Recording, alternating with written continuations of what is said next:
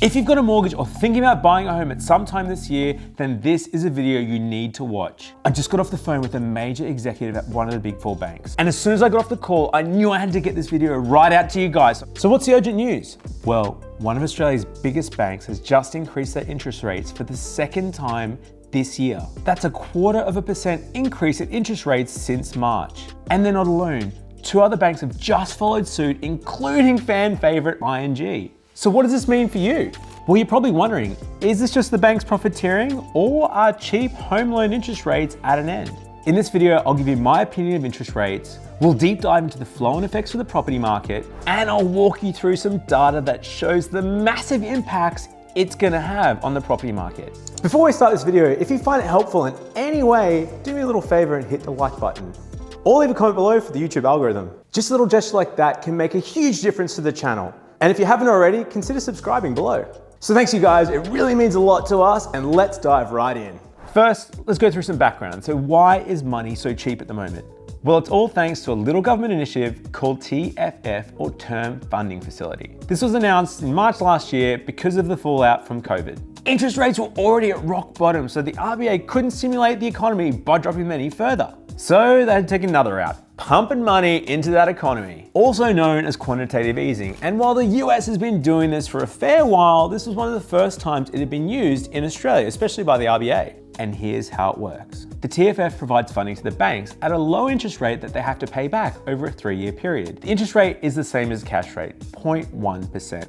So this is about as close to free money as you can get. And the TFF is the reason why fixed rate home loans have been way lower than variable rates over the past few months. But the term funding facility is ending on the 30th of June this year. Yeah, sorry mate, you cut off. Nah, no more. Cut up the credit card. So no more access to cheap money. The bank's gonna have to go back to relying on wholesale markets, which means high costs for them, which means a potential higher cost for borrowers. And we're already seeing increases in fixed rates from the big lenders. CBA and NAB have already hiked their 4-year fixed rates, and there's a good chance the rest of the banks are gonna follow.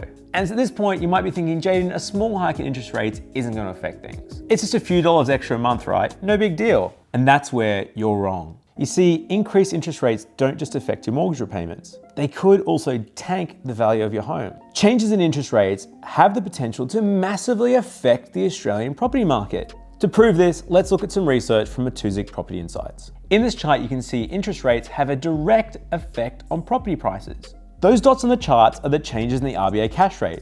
The red dot means the interest rates are decreasing, and the blue dots mean the interest rates are increasing.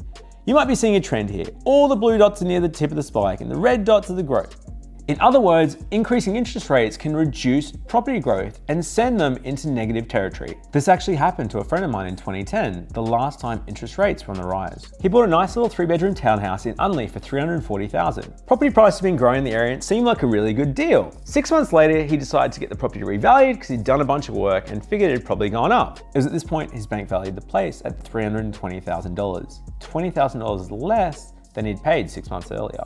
So now that we know that interest rates can impact the property market, is it time for panic stations? Well, not yet. The good news is the RBA looks like it's going to keep rates low until 2024. In his latest monetary statement, the RBA Governor Philip Lowe said he was closely monitoring the residential property market across Australia.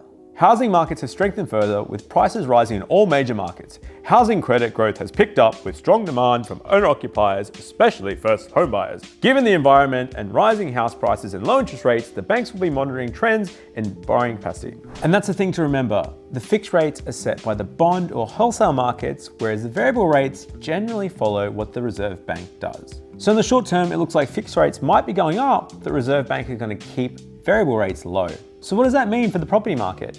Well, this property boom's a little different from most. Historically, investors have been the ones driving demand, looking for that sweet negative gearing to build up their property portfolios. This time, owner-occupiers, especially first home buyers, are in the driving seat. And weirdly enough, we've got COVID to thank for that. Money that people, myself included, would usually spend on holidays and going overseas and eating out has been focused on going towards a house deposit and buying a home. After all, if you can't go anywhere, you might as well live somewhere nice. Not to mention the fact that first home buyers have access to more deposit using different government and federal grants, including the First Home Loan Deposit Scheme and the Home Builder Grant, which we've spoken about before. And don't forget the Bank of Mum and Dad. Those lucky enough are having their parents help bridge the deposit gap. I read recently that the average value of these was $90,000 for these gifts or loans. So first home buyers and owner occupiers have more money to spend on their homes. And it shows in the stats. The most recent stats show that owner occupier loans made up 3/4 of all home loans approved. There were more than 16,000 first home buyer loans approved in February this year, more than double that in the same month from 5 years ago. The COVID travel restrictions have also reduced the amount of resale stock on the market, with 17% less listings compared to the same time last year. So we're seeing an unprecedented number of owner-occupied and first home buyers in the market at a time when there's less stock available to buy. When you look at it that way, it's no surprise that the property market's been going crazy. But will it last? Are we into the property boom and is it gonna bust soon? Industry experts don't think so.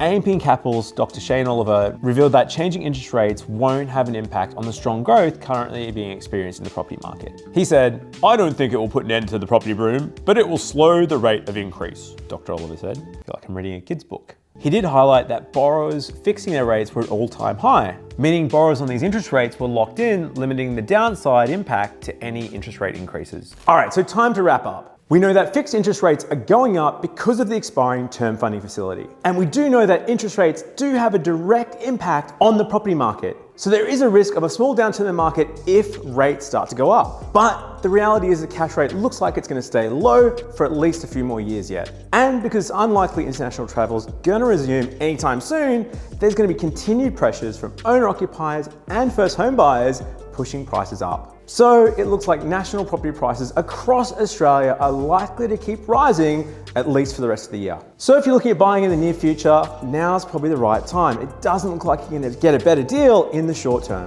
And remember, as we always say on the channel, it's not timing, but time in property. If you're looking at short term, there could be volatility. But if you're taking a 5, 10, 15-year view, it's gonna be okay. And when you do get your mortgage, it's looking like fixed rates, at least at the moment, are the way to go. It doesn't look like the variable rate's gonna get anywhere near them. And on the other side, if you already own a home and you've got a variable rate, I'd definitely look at fixing at least some of it to take advantage of those all-time low fixed interest rates. So that's it for today, guys. Hope you enjoyed the video. Let me know what you think below. Are you gonna fix your rate? Are you gonna leave it as variable? If you need any help with your home loan, hit us up at Hunter Galloway. We're the home for home buyers across Australia. Hit us up at huntergalloway.com.au. Until next time,